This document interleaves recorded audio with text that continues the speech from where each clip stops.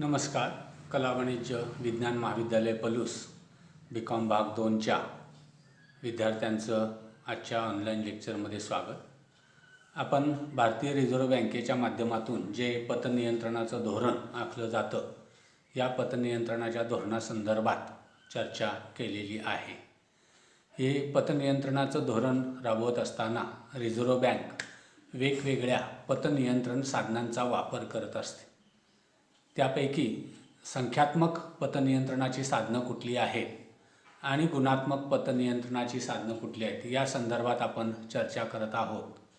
त्यामध्ये संख्यात्मक पतनियंत्रणाच्या साधनामध्ये आपण बँक दर या संदर्भात रिझर्व्ह बँकेचं धोरण काय आहे आणि या पतनियंत्रणाच्या साधनामार्फत रिझर्व्ह बँक भारतातील अर्थव्यवस्थेतील पैशाचा पुरवठा कमी किंवा जास्त कशा पद्धतीनं करते या संदर्भात चर्चा आपण केलेली आहे. आजच्या लेक्चरमध्ये आपण या बँक दर पतधोरणाचं मूल्यमापन रिझर्व्ह बँकेच्या माध्यमातून हे जे धोरण पतनियंत्रणाचं साधन म्हणून वापरलं जातं, तर त्याचं मूल्यमापन नेमकं कसं केलं गेलं आहे या संदर्भात आपण चर्चा करणार आहोत. आणि त्यानंतर भारतीय रिझर्व्ह बँकेनं पतनियंत्रणाचं संख्यात्मक पतनियंत्रणाचं दुसरं साधन, ज्याला खुल्या बाजारातील व्यवहार असं म्हटलेलं आहे, तर या खुल्या बाजारातील व्यवहाराच्या माध्यमातून रिझर्व्ह बँक कशा पद्धतीनं पतनियंत्रण करत असते या संदर्भात आपण चर्चा करणार आहोत. हे धोरण नेमकं काय आहे, त्या धोरणाची अंमलबजावणी, त्या धोरणाचे मर्यादा काय आहेत आणि त्या धोरणाची वैशिष्ट्ये काय आहेत या संदर्भात आपण आजच्या लेक्चरला चर्चा करणार आहोत. तर त्या दृष्टीनं आपण रिझर्व्ह बँकेचं बँक दर धोरण या संदर्भात चर्चा केलेली आहे. आणि या बँक दर धोरणाच्या माध्यमातून रिझर्व्ह बँक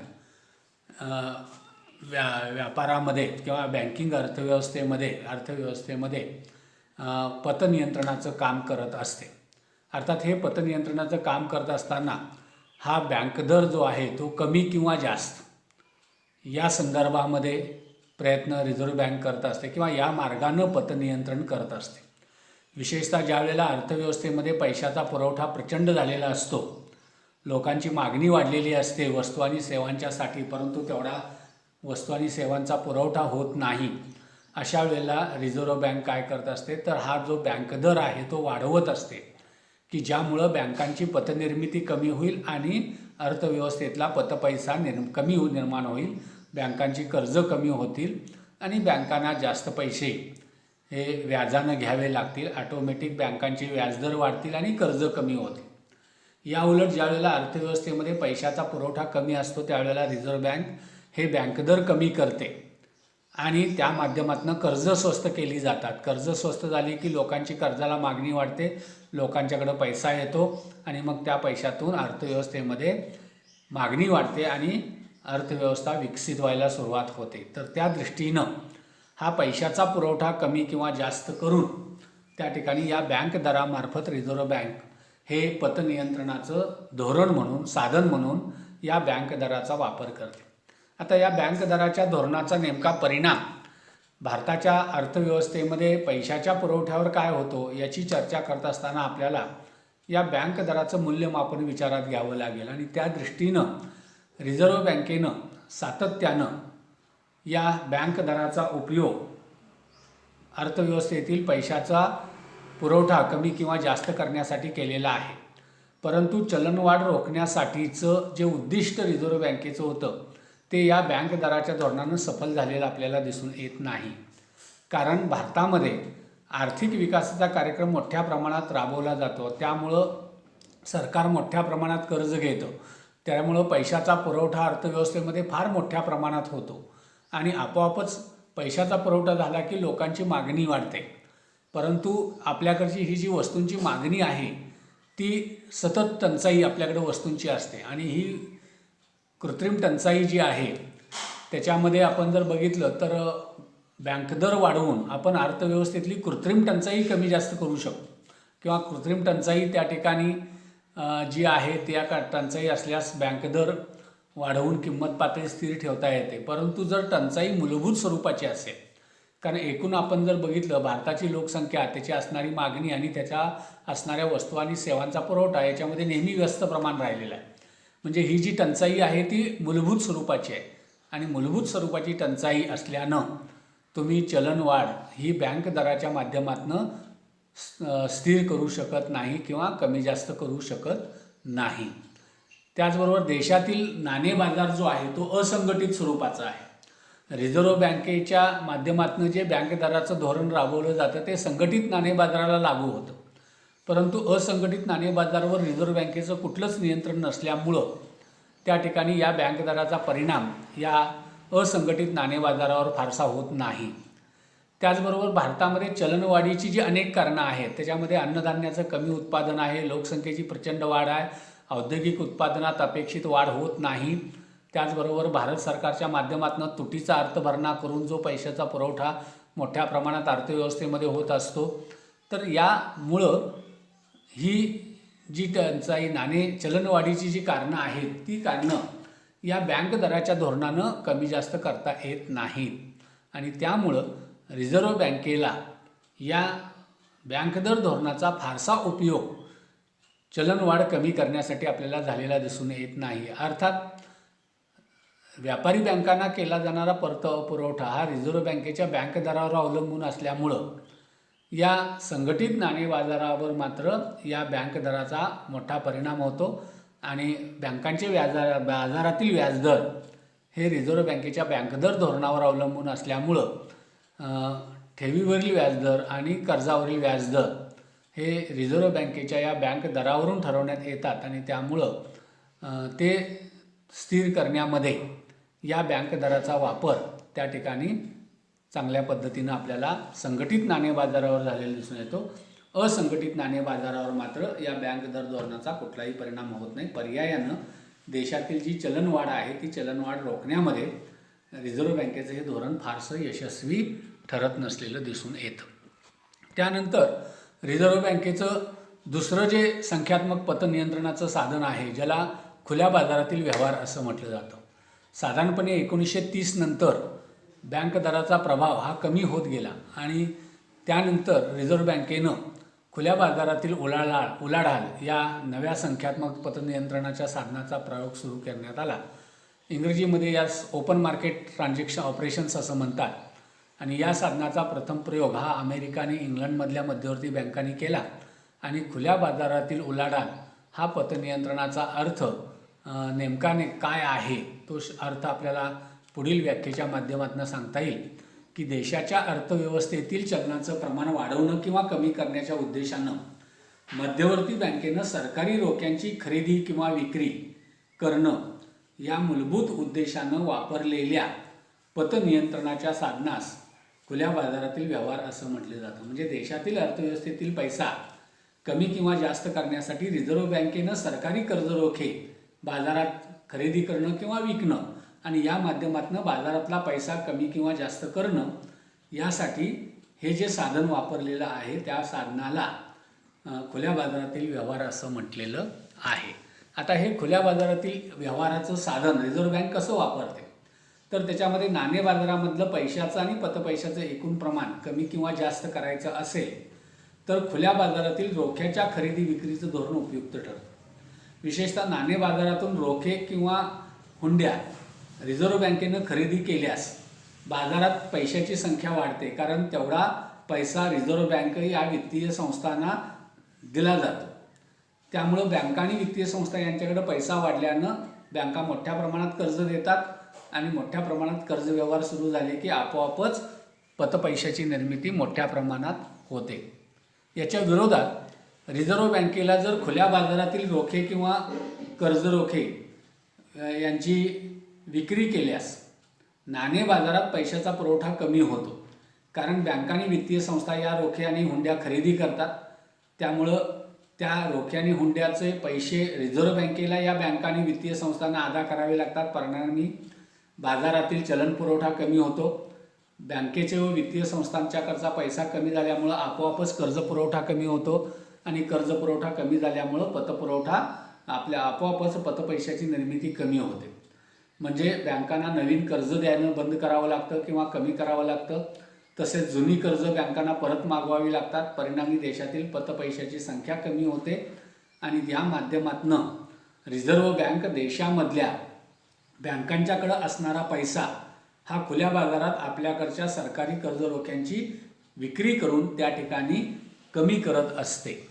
तर या पद्धतीनं या कर्ज रोख्यांची खरेदी आणि विक्री खुल्या बाजारात करून रिझर्व्ह बँक बाजारातील पैशाचा पुरवठा कमी किंवा जास्त करत असते.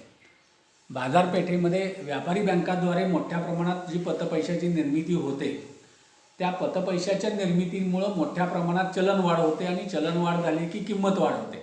कारण लोकांच्याकडे पैसा प्रचंड येतो, परंतु त्या पैशाच्या प्रमाणात वस्तू आणि सेवांचं उत्पादन होत नसल्यामुळं आपोआपच मागणी पुरवठ्यामध्ये विसंगती निर्माण होते आणि वस्तू आणि सेवांच्या किमती वाढतात. आणि त्यामुळं बाजारपेठेतील हे जे चलनाचं प्रमाण आहे ते कमी करण्यासाठी, लोकांच्याकडचा पैसा काढून घेण्यासाठी रिझर्व्ह बँक काय करत असते, सरकारी रोख्यांची विक्री करते.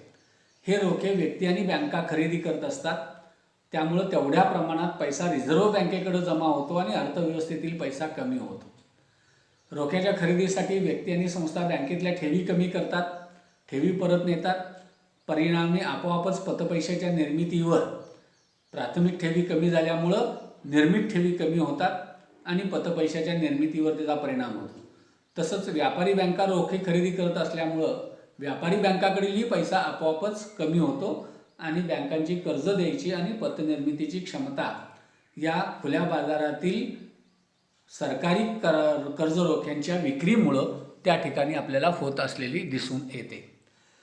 त्याचबरोबर व्यापारी बँकांची कर्ज देण्याची आणि पर्यायानं पतनिर्मितीची क्षमता कमी झाल्यामुळं अशा प्रकारे रोख्यांच्या विक्रीमुळं बाजारातील पैशाचं प्रमाण कमी होतं. याच्या उलट बाजारपेठेत पैशाचं चलनवलन कमी असेल, बँकाकडं अपेक्षेप्रमाणे पतपैसा निर्माण होत नसेल, अशावेळी मग रिझर्व्ह बँक काय करते, बँकाकडचे रिझर्व्ह बँकेने जे सरकारी कर्ज रोखे विकलेले आहेत ते परत खरेदी करते.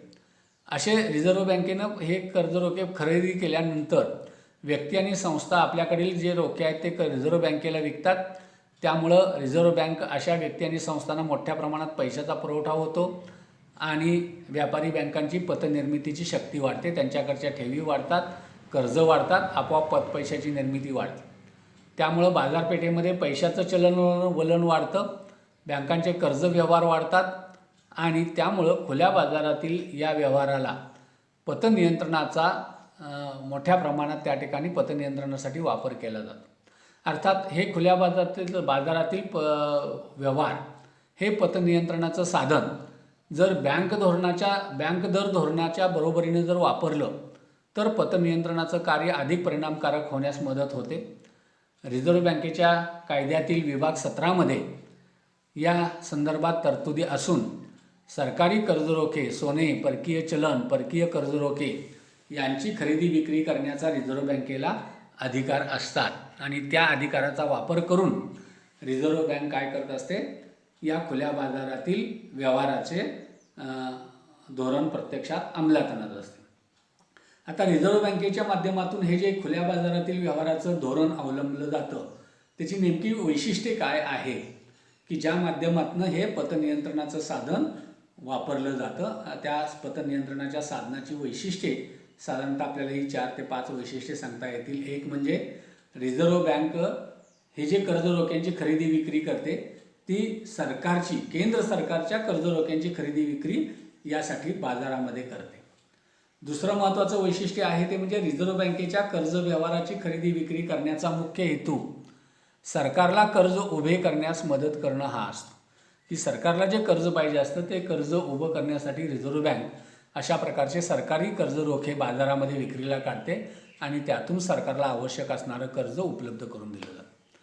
तिसरं म्हणजे महत्त्वाचं, रिझर्व्ह बँकेच्या व संस्थांच्या कर्ज रोख्याच्या खरेदी विक्रीमध्ये दुसरा महत्त्वाचा हेतू असतो तो म्हणजे देशातील चलनाची जी हंगामी मागणी आहे ती पूर्ण करणं. म्हणजे देशामध्ये चलनाची जी हंगामी मागणी कमी किंवा जास्त असते, हंगामानुसार कमी किंवा जास्त होते, त्यानुसार जर मागणी जास्त झाली तर पैशाचा पुरवठा वाढवणं, मागणी कमी असेल तर पैशाचा पुरवठा कमी करणं आणि या माध्यमातून हा खुल्या बाजारातील व्यवहार केले जातात. आणि सगळ्यात महत्त्वाचं म्हणजे रिझर्व्ह बँक कर्ज रोख्याच्या किमती स्थिर ठेवते. आणि ह्या कर्ज रोख्याच्या किमती स्थिर ठेवल्यामुळं खुल्या बाजारातील व्यवहाराचा त्या ठिकाणी आश्रय घेते आणि एकूणच कर्ज रोख्यांच्या माध्यमातून किमती स्थिर ठेवण्याचा, खुल्या बाजारातील व्यवहाराच्या माध्यमातून वस्तू आणि सेवांच्या किमती स्थिर ठेवण्याचा प्रयत्न रिझर्व्ह बँकेच्या माध्यमातून होतो आणि त्यातून बाजारातील चलनवाढ जी आहे ती चलनवाढ रोखण्याचा, महागाई रोखण्याचा प्रयत्न रिझर्व्ह बँकेच्या माध्यमातून या खरेदी विक्रीच्या, खुल्या बाजारातील खरेदी विक्रीच्या व्यवहारातून होत असतो. अर्थात अशी रिझर्व्ह बँक ही जी खरेदी विक्री करत असते ती मान्यताप्राप्त मध्यस्थांच्या माध्यमातून हे खरेदी विक्रीचे व्यवहार होत असतात. भारतामध्ये मुंबई, दिल्ली, कोलकाता आणि चेन्नई या मोठ्या शहरामध्ये अशा कर्ज रोख्यांच्या खरेदी विक्रीचे व्यवहार होतात. 1947 नंतरच्या काळात रिझर्व्ह बँक या पतनियंत्रणाच्या साधनाचा कमी जास्त उपयोग आपल्याला मोठ्या प्रमाणात करत असलेला दिसून येते आणि त्यातून या रिझर्व्ह बँकेच्या माध्यमातून हे जे खुल्या बाजारातील व्यवहार आहेत, या खुल्या बाजारातील व्यवहाराच्या माध्यमातून देशाच्या अर्थव्यवस्थेतील पतपुरवठ्याचं नियंत्रण, विशेषतः पतपैशाच्या निर्मितीवर नियंत्रण रिझर्व्ह बँक त्या ठिकाणी करत असते आणि त्यातून अर्थव्यवस्थेमध्ये पैशाचा पुरवठा कमी किंवा जास्त करण्याचं काम रिझर्व्ह बँक या पतनियंत्रणाचा साधन वापरून त्या ठिकाणी आपल्याला करत असलेलं दिसून येते. अर्थात रिझर्व्ह बँक हे पतनियंत्रणाचं धोरण म्हणून हे जे संख्यात्मक साधन वापरते, या संख्यात्मक साधनाच्या वापराला रिझर्व्ह बँकेला काही मर्यादा आहे की ज्यामुळं हे धोरण वापरून सुद्धा रिझर्व्ह बँक भारतातील अर्थव्यवस्थेतील चलनवाढ फार मोठ्या प्रमाणात कमी करू शकेलच असं नाही.